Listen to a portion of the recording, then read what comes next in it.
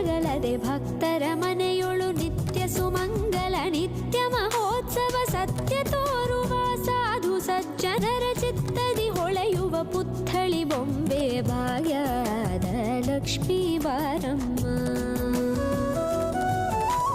ಸಂಖ್ಯೆಯಿಲ್ಲದ ಭಾಗ್ಯವ ಕೊಟ್ಟು ಕಂಕಣ ಕೈಯಾದಿರುವುದ ಬಾರೆ ಕುಂಕುಮಾಂಕಿತೆ ಪಲ್ಕಜಲೋಚನೆ ವೆಂಕಟರಮಣನ ಬಿಂಕದ ರಾಣಿ ಭಾಗ್ಯದ ಲಕ್ಷ್ಮೀ ಬಾರಮ್ಮ.